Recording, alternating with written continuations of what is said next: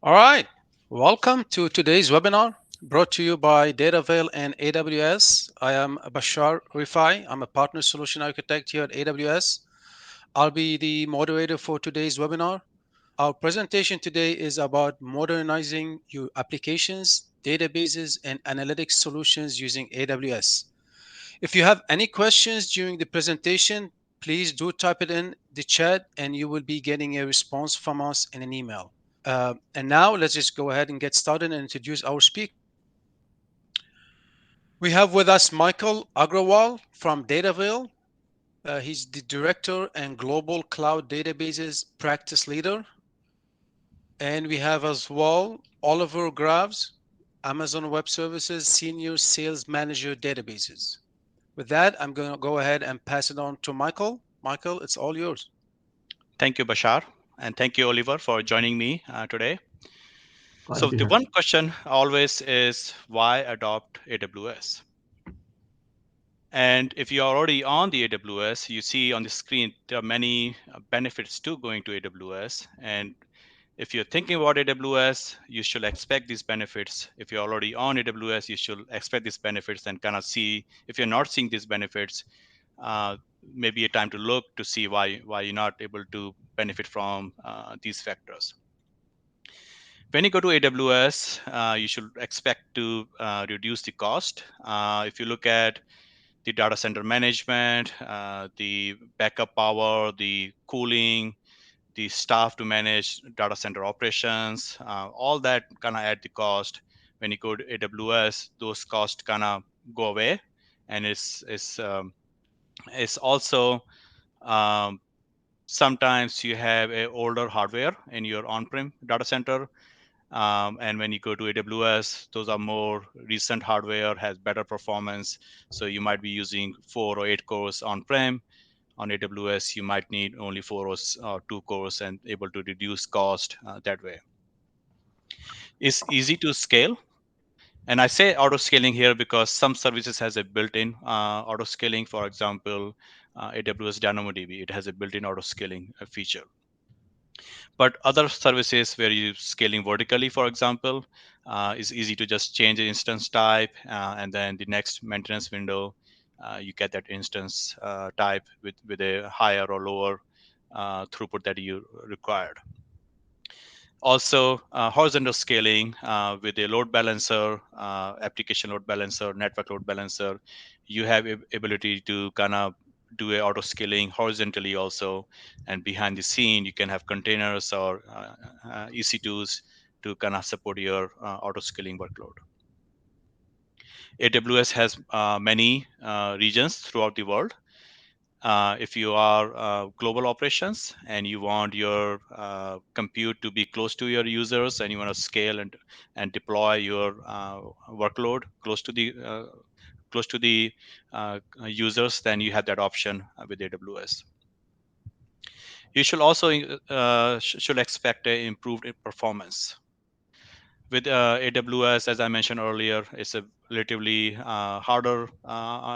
relatively newer hardware, but also there are a lot of innovations going on to improve the hardware and the chip and many other things within the AWS global infrastructure.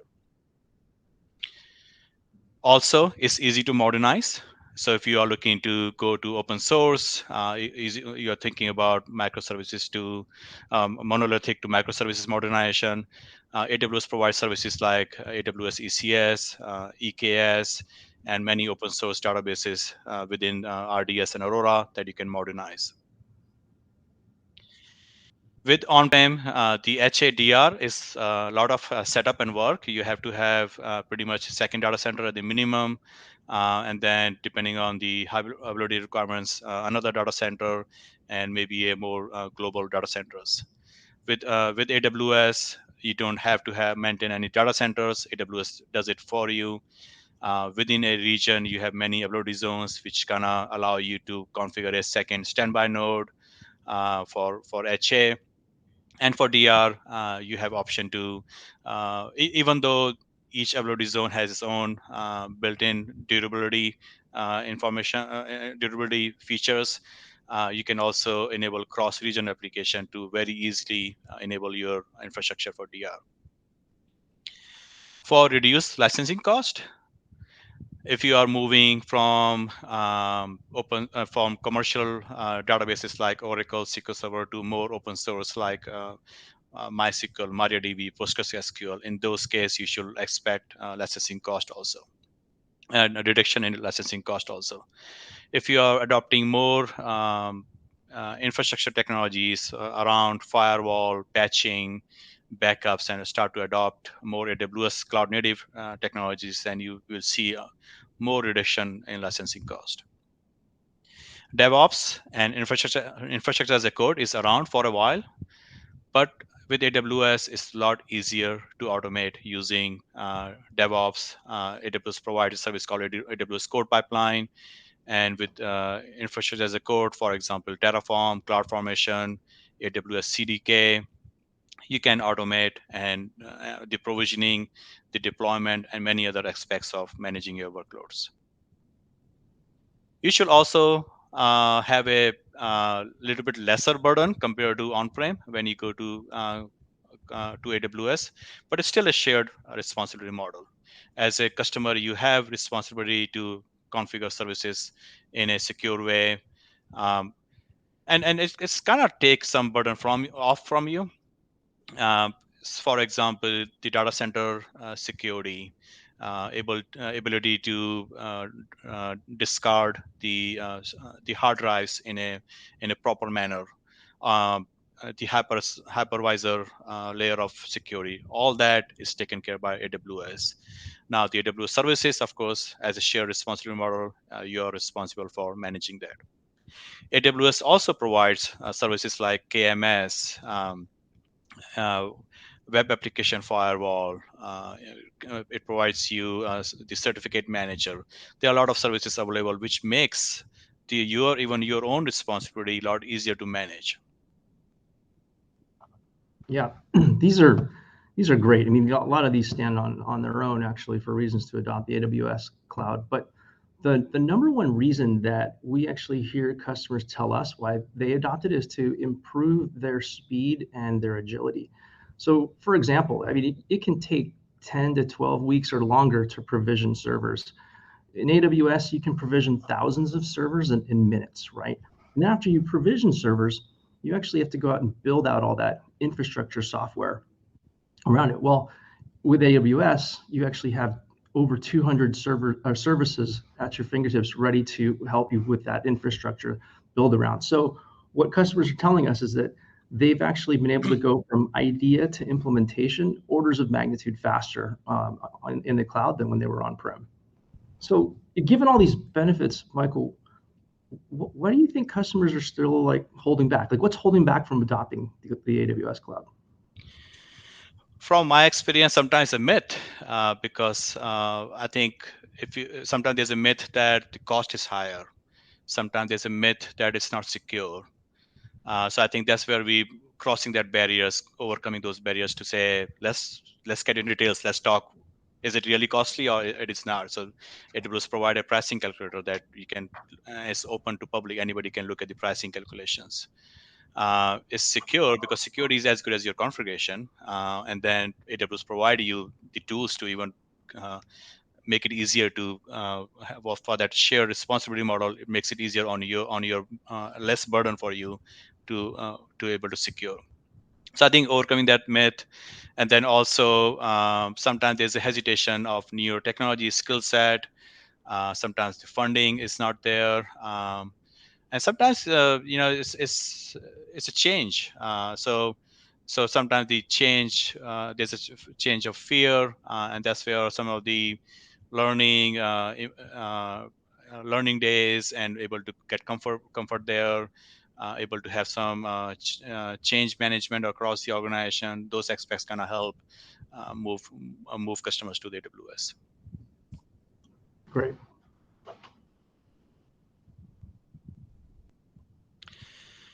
There are many business drivers for cloud modernization, but I'm showing here more of technical drivers here. If you have a monolithic architecture application which is very hard to change, very hard to scale, that's where a lot of customers are adopting microservices. If you have release problems, whether it's a build failure or rollback not happening.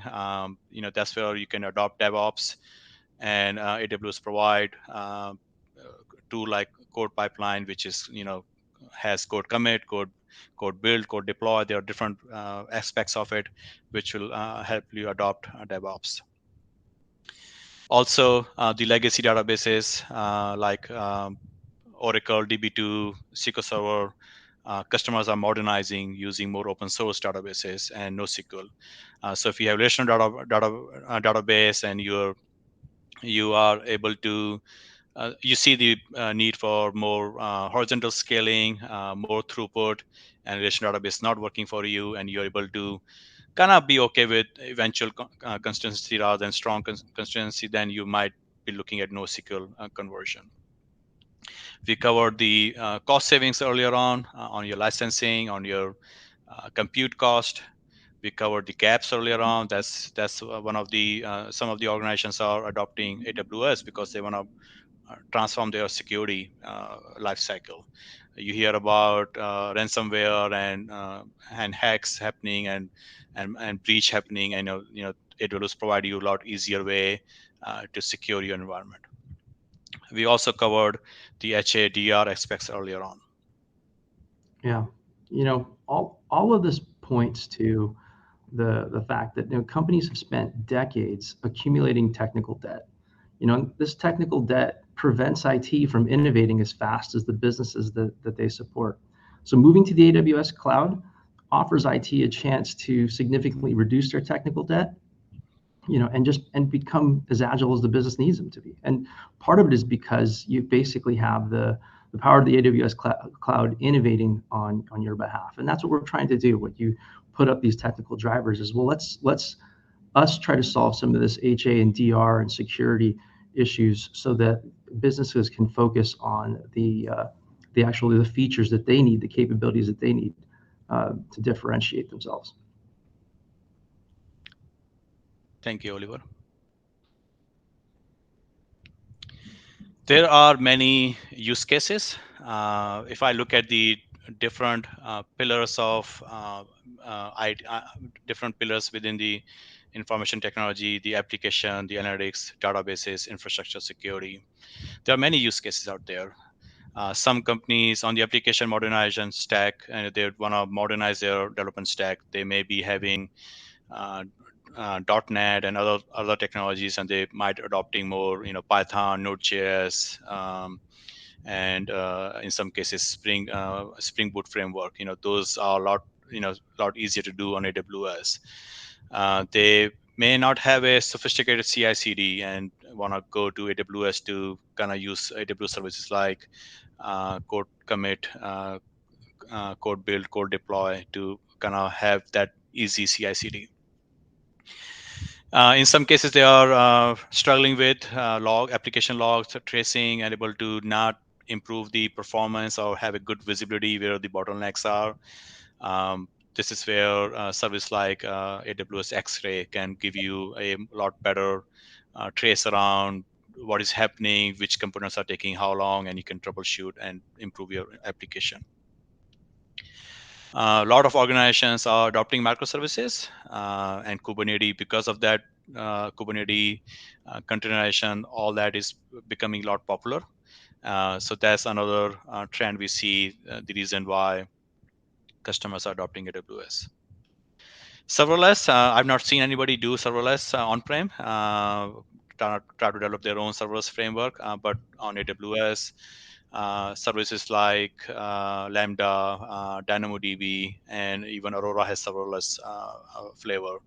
A lot of these services kind of give you a easy way to consume, and even allow you to develop a more distributed processing, more event-driven processing that very hard to do on-prem.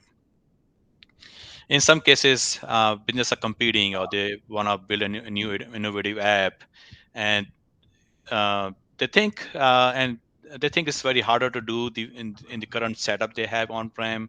They want to kind of start from fresh, use AWS, set up a new AWS landing zone, and get their development environment ready and kind of just speed up their innovation of development and time to market, and they will achieve that uh, with that effort. On the analytics side, Hadoop has gained some popularity earlier 2010 and around, but now more cloud native data lake in case of AWS. Deploying the data lake on S3 is very popular. If you think about deploying your data lake in S3, look into AWS Lake Formation and AWS Macy to kind of have that security in place and governance in place for your data lake. Customers are moving to AWS to build their data warehouses using services like Redshift. AI ML, AWS provides service like SageMaker to kind of build your machine learning models. The other aspect of is also the common AI ML uh, things that common use cases. For example, if you have a picture, what's in the picture? If you have a text, what that text block of text means. If you want to translate, these are, you can build your own AI ML model for that, but AWS have a lot of managed services that you can just make a API call and then you get the response. You don't have to build your own AI ML model. But for your own business use cases, you have services like SageMaker where you can build the AI ML models. Also, AWS Glue is very popular ETL service. The best part I like about Glue is it will crawl your data sources and actually build the data catalog for you. So a lot of customers are adopting Glue, and then even also just-in-time cleansing of data, filtering of data, formatting, transforming. They're using Lambda for those event-driven use cases. On the database vertical, they customers are going from relational to NoSQL or commercial to open source like MySQL, MariaDB, PostgreSQL. Purpose-built databases, we will cover that. We have a whole slide just for that because I think that's a very important topic to kind of understand and cover. Also, on the database modernization, you should expect a higher throughput. Used to be you have only Oracle Exadata and very high-end systems, costly system that will give you that performance. But with Aurora and DynamoDB, you're getting that performance on AWS also. On the infrastructure side, a lot of organizations kind of building maturity in Kubernetes. Uh, Organizations build orchestration and maturity around VMs long time back, but now some organizations are building the same maturity in orchestrating, maintaining containers, the whole life cycle of images to recycling and checking the health of the containers using services like AWS ECS and AWS EKS. EKS, Elastic Kubernetes Services, is Kubernetes flavor of AWS. Infrastructure as a code, the Terraform and the CloudFormation are very popular ways to provision resources in AWS, and that brings a maturity in your infrastructure engineering and platform engineering to be able to build a practice like site reliability engineering, which kind of give you a way to manage your infrastructure and reliability using the code. Also, as you move to AWS, things like backup, patching, a firewall, um, there are a lot of software out there, third party. But as you adopt AWS technology, cloud native, it becomes more of a compute and no licensing cost, and then you start to build integration with AWS services to spin up your infrastructure services along with your workload and able to automate a lot of provisioning. We covered HADR earlier on. Auto remediation, the CloudWatch, which is in some sense the monitoring alerting system for service for AWS. It provides the event rules, for example. So if a event happens, a storage is full, or a server restarts, or server is unhealthy, you can detect that state of that instance, and then you can do some actions. At the minimum, you can send a notification, but in addition to that, you can execute a code to do some advanced remediation of those problems. So you can implement some advanced remediation to help with the business continuity, and reliability of your applications. On the security vertical, you got DevSecOps, which allow you to, in your DevOps cycle, you have a lot of hooks, and one of the hooks you can apply and add in your CI/CDs is DevSecOps, able to check the vulnerabilities in your code, for example, and see if their code has any vulnerabilities. If it has vulnerabilities, you may stop the deployment and fix that vulnerability. And you can do many other improvements with DevSecOps. Security information and event management tool like AWS Security Hub, where you can kind of bring all the security alerting into the one area and kind of manage your the life cycle of security events in one tool. I mentioned earlier on the this is how AWS makes it easy for you to kind of allow you to take the shared responsibility model, and KMS is one of those services which allow you can bring your own keys, you can use AWS provided keys, and you can also set to renew or renew the keys on a periodic basis. AWS has a application firewall service which you can implement for any web facing public facing endpoints. It also have a native firewall. So if you are used to Palo Alto, Cisco, there are options in AWS to kind of do similar things using AWS cloud native technologies. AWS Config is a very popular drift detection service, which basically you define how what are your things you're watching out for. You can use AWS managed rules, config rules. You can create your own, and then it also had conformance specs. So when those AWS services are out of compliance, you can execute the conformance, the compliance conformance specs to remediate those drift detections. If you have advanced detection, like if you're using Puppet, for example, AWS OpsWorks also allow you to have more. You have the Puppet Enterprise, where you can do a more advanced application level and other things besides the AWS services, which you want to monitor and for your configuration management. Yeah, this is great. It's a great list of use cases, and we're actually trying to build some of these capabilities into our managed database services as well. Some of you may have seen like RDS DevOps get released, reInvent last year. I'm curious though. So, we see a lot of move to containers as a part of modernization. Are you seeing customers run databases in containers? Yes, I do, and it's not very often. So I think the question shouldn't be, can we run databases in containers? Yes, you can containers run the database in containers, but should you run database in containers? So I think the organizations I think there are two use cases where I think running database in containers might make sense. One is organizations are very mature in their managing their containers. They heavily invested in it. They understand containers very well. The whole life cycle of it, the entire infrastructure is running in containers. In that case, they want to kind of carry on the same management layer of infrastructure and kind of run the database as containers. That might be one reason.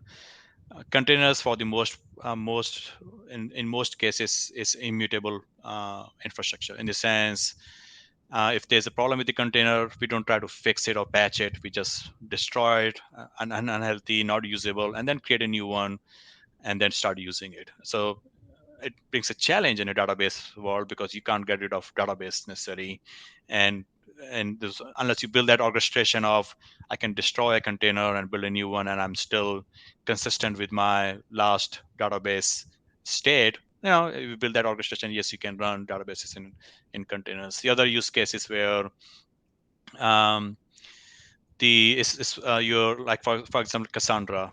Cassandra is a good candidate for containers, simply because it has a read write node.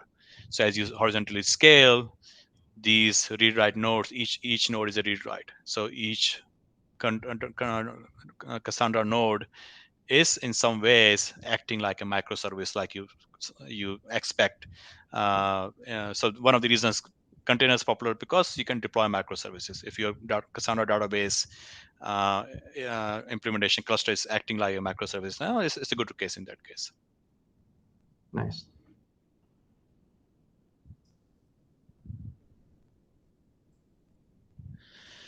So where we start, there are 6 R's. I think you may have heard this before, but I will quickly go over those. If you have application databases which are about to retire, or you actually building a newer version of that on AWS, you don't necessarily want to migrate to AWS. It's reason to just sunset it later on. No reason to move to AWS in that case. In some cases, you have systems like fax machine or voice activation, voice response systems or mainframe. And although AWS is innovating very fast, now they have also a set of services which allow you to actually make it easier to migrate from mainframe to AWS. But maybe there may be some legacy systems which just very hard to do on AWS, has a lot of dependency on the building, and fax phone systems are typical examples of that. But you may have legacy other OCR and whatnot systems. You may have invoices coming and checks coming that you scan it locally, things like that, where you want to retain on-prem. If I might, Michael, there's also some cases where, like we see this in, say, manufacturing, where the edge just needs to be on-prem, right? They need to have their compute and their data for either business reasons or even legal reasons, on-prem or in country. And so for the on-prem case, we're actually now building services like outposts, for example, to bring the AWS compute layer to their premise, right? To their data center. So you can retain and keep on-prem, but then also continue down this modernization path. Thank you. Yeah, that makes sense. Also, as you move to AWS, you have option to do EC2, which kind of very similar to the VMs you have on-prem. Other than the hypervisor layer now is taken care by AWS, and a lot of many other benefits along the way. But you also can go to managed services like RDS and Aurora, and you see, there's a slight terminology. AWS, for good reasons, they don't necessarily mention their managed services as platform as a service or software as a service or infrastructure as a service, and there's a good reason for it because there's a lot of different definitions for this. But the idea is EC2 kind of very similar to your VM. You can do anything you want. You have operating system dependency. You're running something locally. You need operating system access. Then in that case, you're responsible for patching the OS, things like that. That's where you will go. EC2, where in this diagram is showing us infrastructure as a service. Managed services, there are different scale of it. In some cases, like DynamoDB is a very high level of managed services. You can pretty much create a table and start running with it. Compared to let's say RDS, it's a managed service, but then you still have to define a lot more things. What are your, do you want to use TLS? Do you want multi-AZ, things like that? So I think there are different levels of managed services, and that's the reason I think AWS kind of stay away from defining any service like infrastructure as a service or platform as a service. But in general, if you're going RDS Aurora, that's where the managed service, platform as a service concepts come in, and you now putting the burden of operating system patching and even installation of database, things like that, on AWS. And that's, I think, the infrastructure as a service or EC2 is kind of easy way, but not necessarily the right way to do things. I think the right way to look at is RDS Aurora the good match? If not, why not? Can we overcome those obstacles and actually use more the benefits of the cloud using RDS and Aurora compared to, for example, EC2? In some cases, organizations have SaaS applications, HR, hiring, accounts receivable, accounts payable, payroll, time sheets, all those, the good examples of SaaS applications. You basically configure access through the browser, and the SaaS provider provide you those services. The refactor we covered earlier on. This is where I think the modernization concepts come in. You're going from monolithic to microservices. You're going from commercial databases to open source databases. You're building a new data lake on AWS. All those refactor building or greenfield, we call sometimes greenfield, in the sense you're starting from scratch, something new.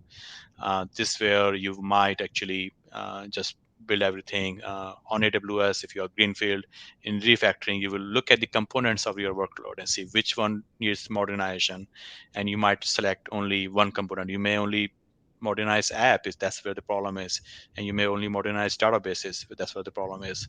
You may only modernize APIs, just depend on the use case. Yeah. I just want to make one comment because you touched on it, right? There certainly are reasons why customers need to land their database on EC2. A lot of those have to do with the way the application and the database require access to the lower level operating system. Some of it is just the rules of engagement with the application itself.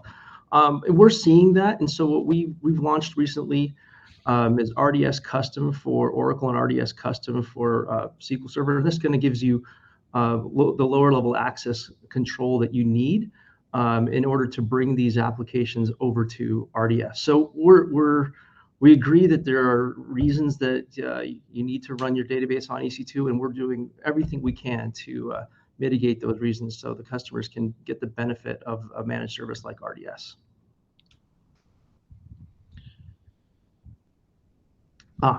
So along those lines, one of the things that as Amazon we've been trying to do is just really focus on eliminating the undifferentiated heavy lifting, is what we like to call it, that our customers have to do in order to maintain their infrastructure on-prem. So when you look at the cost of running, say, an application or a database, these are the things that are included in your total cost of ownership, right? And you can read them on the slide there. What we're trying to do is how much of this actually benefits your business capabilities, right? If you could actually move your applications over to, or your database over to EC2, then you can let AWS take care of a lot of the tasks that really aren't differentiating your business, right? So power, network, HVAC, upgrading your hardware, that server maintenance, virtualization and OS install. We can take care all the way from hardware through the OS layer, right? So freeing up the resources you have, the valuable resources you have to focus on your business. But when you move to our managed services like RDS and Aurora, we are now trying to take over as much of that undifferentiated heavy lifting as possible. So you can focus your resources on your business. And so that's really the benefit you're getting to reduce your total cost of ownership of these services as you move to a PaaS database.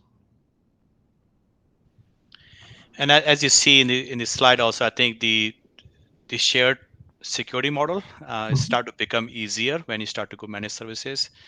Because if you think about it, not only the hypervisor layer, but now with service like RDS, Aurora, even the OS layer, now the security aspects are now taken care by AWS doing the patching and all that aspects of it. Even the database minor and major upgrades, you as a customer, you select when to apply those minor and major upgrades, but behind the scene AWS kind of apply those. So it makes it a lot easier for you to kind of take the burden on the shared responsibility model, because now AWS is doing some of that work for you. Exactly. Also, for high availability scaling and disaster recovery, AWS provide that to make it easy. In some cases, if you're doing through the console, it's a checkbox. If you're doing Terraform, CloudFormation is as simple as saying multi-AZ yes, and it will create that standby node for you. but as a customer, you have to kind of do that. So that's still, in non-production databases, you may not want HA. So I think something to remember is HA, scaling DR. AWS kind of provide those services to you to make it really easy for you. But as a customer, you have to select those services in your uh, in your infrastructure as a code to make that happen. Right. Okay. So let's talk about two types of migrations, right? So homogeneous migrations. These are migrations like where the database is effectively like for compatible, right? So um, in that case, where it's like for like or in a homogeneous migration, we're talking about the same schema, same database code. And so a lot of the migration tasks are pretty straightforward. We've built a service called DMS, Database Migration Service, that tries to basically automate the migration of the data from source to target database, right? And so, for example, Verizon, everybody loves Verizon. They keep us all connected with their awesome network and devices. They um, they were running a Postgres database on EC2, and they understood that if they could migrate off of Postgres to Aurora's Postgres compatible database, they would actually realize a performance improvement. And so they use DMS to make this migration happen. They actually use schema conversion tool first to identify a few minor changes to the schemas for optimization, and then use DMS to actually move the data over. In a heterogeneous migration, we're talking about now going from a source database to a target database that's actually different. So in the example of Trimble, Trimble provides infrastructure software to various industries like automotive, manufacturing, and agriculture. They actually had a large footprint of a commercial grade database engine, and they were coming up on a hardware refresh and a software renewal cycle.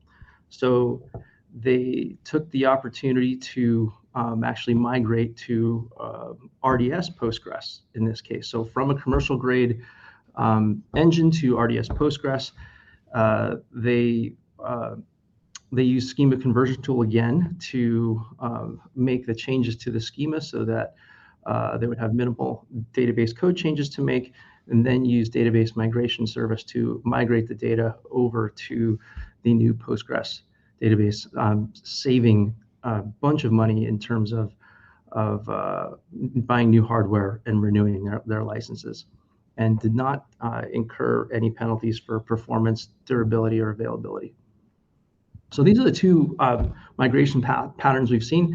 Now we're excited about what DMS has been able to do. We've actually migrated 650,000 databases to AWS through DMS, and we are continuing to expand the portfolio of sources that we can pull from and targets that we can land on.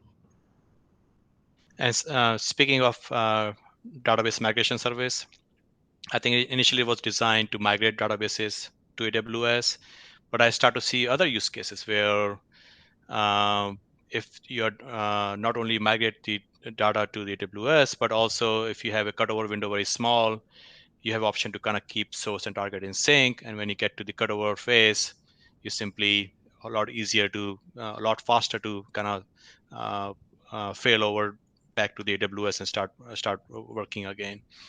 In some cases, also I'm seeing as a option to kind of replicate that data to somewhere else, whether it's a just a copy of it, whether they need it for analytics or some other reason. So you create a DMS cluster, set up source and target, and actually keep it running for that purpose. So I'm still start to see different use cases also for DMS service. Yeah, I agree. It's fun. That's one of the joys that we get. We like to build building blocks, and then we like to see what customers do with them, and because they often invent use cases that we hadn't thought of yet. All right. At DataVale, we have gone over 200 plus database migrations, moving from different other clouds or on-prem to AWS. And this is our typical migration methodology, depending on the homogeneous or heterogeneous migrations. Some steps are there, some steps are not there. Um, for example, if you're doing a backup and restore, you don't need to necessarily analyze schema or things as much for homogeneous. But if you're doing a lot of heterogeneous migrations, for example, Oracle to PostgreSQL, a lot of these steps involved.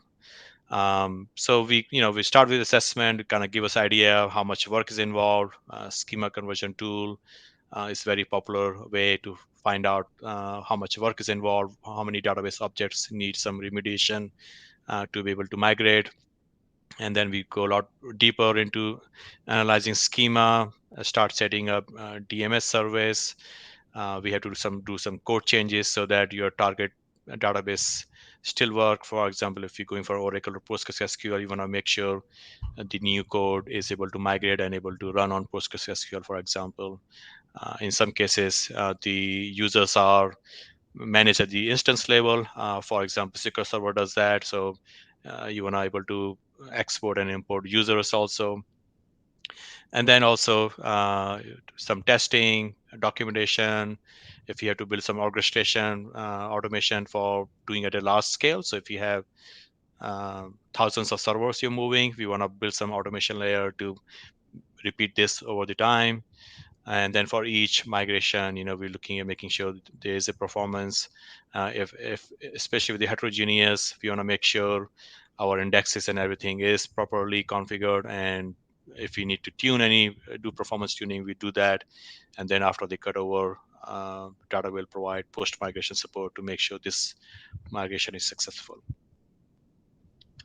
So I'm curious, right? Like, what do customers need to do to prepare for an assessment? I find that some customers are eager to jump or kind of hesitant to actually go, and I think it has to do with the kind of what do you need to do to prepare for the assessment? Assessment is relatively very simple. We need a copy of the database, whether we can get access directly to the customer's database or get a copy and we can restore in our own systems. We can work either way.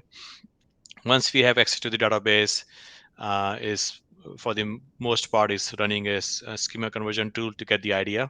So if and schema conversion will to ask you in the setup of the schema conversion tool what your target architecture is, and then it will create the report which will identify all the database objects which it was able to um, migrate without any problem. Um, Mhm. and then the database objects which actually need your attention or some remediation to make it a successful migration. So in that assessment, we will know once we start looking into it, we will have a very good idea how much effort is involved. Is it 40-hour work or is it 400 hours of work? Is that schema conversion tool report is gonna provide that guidance to us in terms of how much work is involved. Gotcha. Thanks. After the assessment phase, we have a mobilize and migrate. So in mobilize phase, we kind of set up the AWS environment where the target will be. We set up the DMS and many other things. All the activities happen, and after the mobilize phase, we go to the migration phase where we start migrating the database, and then all the cutover activities happen as a part of the migration phase.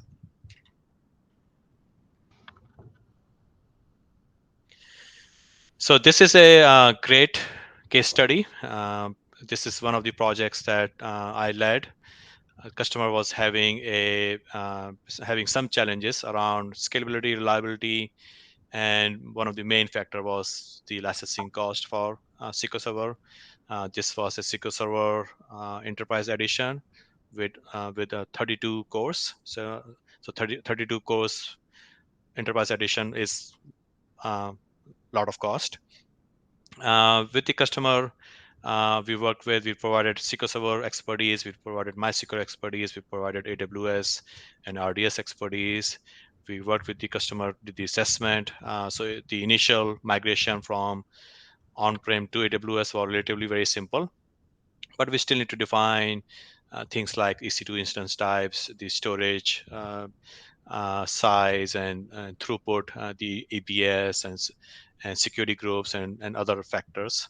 And then we did the migration to EC2, and then the modernization was the phase two, where we went from SQL Server to MySQL on RDS. And on that one, being heterogeneous, there's a lot of activities from DMS schema conversion tool and able to remediate any uh, problems that may have when the migration happens. Um, and then we also right-sized the EC2 instance type initially, and then RDS instance types, just to make sure we are cost-effective. And we helped customer with the migration planning, testing, and go live. After the project was done, we did had a higher ability using multi-AZ. Uh, our We were set for scalability, so they were able to do a read operations on a read replica. And then also the benefit of modernization is there's a heavy lifting initially to modernize, but then you enjoy the savings of the licensing cost year after year. And then Dataville was able to also provide 24/7 DBA support. Awesome. You know, we often call this kind of migration a two-putt, where they first go to EC2 and then to RDS. Curious in this case, why did they choose the two-putt? They wanted to actually get out of the data center as fast as possible, and we knew that modernization is slightly longer effort compared to simply lift and Hmm. shift, and that's one of the reasons why we moved to EC2 first. Yeah, it's common. Here's another case study on this project. The customer had a very innovative idea.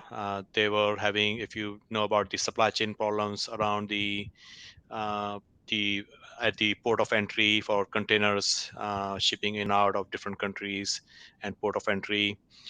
Customer had an innovative idea. They wanted to actually go to market very fast.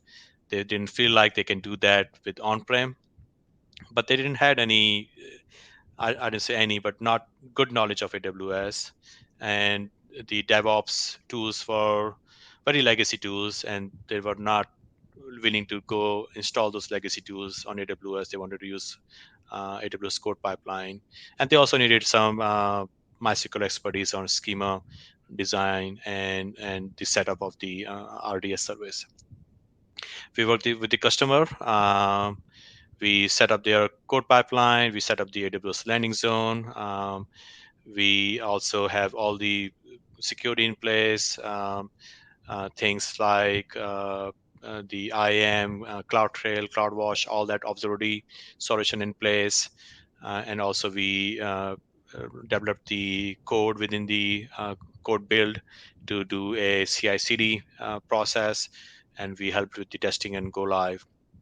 And they were able to go to market in roughly 2 months with that innovative idea.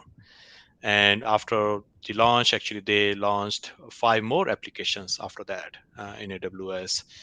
And Dataware is able to provide the site reliability engineering support ongoing, 24/7 on a monthly basis. And also, we are providing MySQL DBA support on ongoing basis.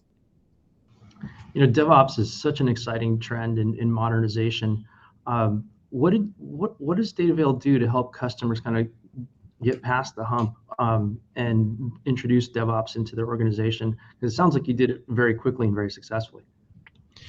I think for DevOps, I think we try to kind of work it backward. We understand what their goals are. Are they having problem with the build, or they have a deployment with the packages repository, or they have a problem with uh, creating the Docker, for example, image and deploying it. So kind of understanding where they are. Because DevOps sometimes have different meaning to different customers. So it's not always CI/CD. Sometimes the Terraform and all those concepts kind of come into, and there's not a clear definition there.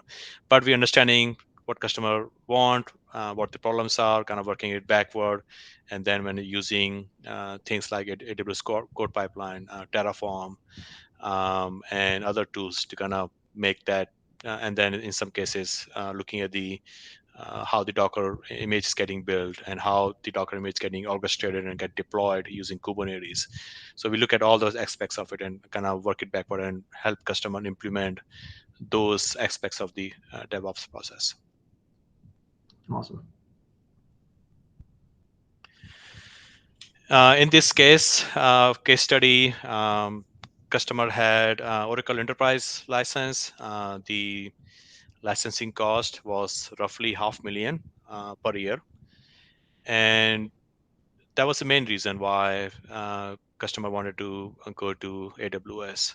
But also there was a problem with the data increase, and what was customer was kind of worried about performance. Will they able to? They were not sure about Aurora, and once we shared the successful stories around Aurora and how Aurora being looked as an enterprise database, which gives same or better performance compared to Oracle, they start considering. We did some benchmarking, and then after benchmarking, customer was kind of convinced that Aurora will work for their modernization journey, and then we did the heavy lifting of doing the conversion. In this conversion, we had roughly in the schema conversion tool, roughly 650 different remediations that we had to take. And on those 650 remediations, roughly 40 distinct types. So some remediation, you figure out one, solve it, then you can apply many other places. And then we did that heavy lifting, did the, this was a 4-month project that we did with the customer. And the cost of the migration, they saved that money in first year already. The cost of migration was less than their first year licensing cost, and then now they're going to enjoy year after year licensing cost savings. Nice. We helped them with the migration planning. We did the mock migration one time. This was a critical application for the customer, and then now we also provide them the database support on Aurora PostgreSQL. Nice. What was the configuration of Aurora, if you don't mind sharing? Initially, we were thinking we have to go like 4x R5 large, but we right size always. So with our performance benchmarking, we were able to initially start with just 2x large, RF5 2x large. There was no need for any global cluster or anything like that. It was single region. That's all they needed for their use case. But they needed a multi-AZ and also the read replica. So that all was there. Aurora support, I think, 15 read replicas, but they only needed 2 read replicas. So it was a simple configuration. The IOPS we were benchmarking between 15,000, 20,000 IOPS that we needed from provision IOPS. We settled on 20,000 IOPS that can support the peak performance for storage. So it was a relatively simple configuration for us in this case. Nice. So what are the database modernization use cases? We cover licensing cost savings. We need, some customers are actually moving to Aurora from EC2 or RDS because because of the way Aurora is built. If you watch a deep dive video on Aurora, you will see the architecture is different, and that's the reason why it gives better performance. So the customers are moving to Aurora. In some cases, customers want horizontal scaling, and they're adopting more NoSQL databases like DynamoDB, MongoDB, or AWS DocumentDB, which is compatible with MongoDB. Cassandra or AWS Key Spaces. AWS Key Spaces is compatible with Cassandra. In some cases, they want to focus more on business and less on infrastructure management, and that's where they're going from EC2 to RDS or Aurora in these cases. The purpose-built databases, I think Oliver is going to cover in next slide. So let's go to the next slide. Great. Yeah, we provide the largest selection of purpose-built databases, so you can use the right tool for the right job. So first of all, with relational, we have spent years building Aurora. Right, Aurora is a Postgres and MySQL compatible managed database service. Right, and so what we found is that, and what customers have realized is that they can get a performance at a level that's several times higher than the high-end um, open source implementations of MySQL and Postgres. But when compared to a commercial engine, they can realize the same or better performance, durability, and availability, but without but at 1/10 the cost, right? So we're excited about our offering in the relational space, but we also know that there's more to be had with the purpose-built NoSQL space. So for example, right, I'll just use customers for example, right? So um, Lyft, they have millions of geolocation and driver combinations, and so they needed high throughput and low latency in a key value store like Amazon's DynamoDB, right? Tinder, for example, they have dashboards that they need to show in microseconds, so they pull the data from an in-memory database using Amazon's Elasticache, right? So we can go on with the use cases there, but we're also running out of time. The point is when you are building a microservice architecture, right, and you want to use the right tool for the right job, the AWS portfolio of purpose-built databases helps our customers get to that. And what also makes it economically feasible is the fact that you aren't paying for a license, right? So you really are just paying for the compute and storage that you use. And so that allows you to deploy as many as these as you need to support all the use cases that your business is asking for. And I wish we can cover more, but this is very important, that purpose-built databases. And but we're running out of time, as Oliver said. So I wanted to kind of cover a little bit more about who DataVale is. We are advanced tier AWS partner. We cover cloud migrations, modernizations, including database migration, modernizations, app modernizations. We have 1,000+ employees in US, Canada, India, and Colombia. And we also invested in our intellectual property, two products called Tech Boost and Service Boost. Tech Boost are around monitoring the databases effectively as a SaaS platform built by DataVale, running on AWS. And then Service Boost is around ServiceNow integration and manage the whole lifecycle of ticketing. We have a Windows workloads competency, RDS, Aurora, and EC2 service delivery partner. And we are working on many other competencies to achieve, working with AWS to earn those competencies in other areas. So with that, I think we may have a question, time for one question. Great. Thank you, gentlemen. That was very informative. Yes, we are running out of time. So let's see if we can squeeze one or two questions. One of the questions that was asked, it's how much effort it takes to a heterogeneous migration, let's say from Oracle to Postgres, for example. I have seen anywhere from 40, 80 hour effort to more than 500 hours. And the reason I say that is in some cases, the customers are using Oracle more as a data store. They don't necessarily have business logic and a lot of code. It's more of a data store only, a lot easier to migrate to AWS. But if they have a lot of stored procedures and triggers and other database objects, that's where finding that from schema conversion tool and finding out how much work is involved. So I think the answer is it depends. How much remediation we have to do for that heterogeneous migration. Great. Well, thank you so much. This is all the time that we have for question today. And as I said earlier, we will answer all the questions via email. Thanks for our speakers, Michael Agrawal and Aleph Graves. This was great. And thank you all for joining us. And we'll hope to see you soon. Thank you so much. Thank you. It was It my was a pleasure. pleasure. Thank you.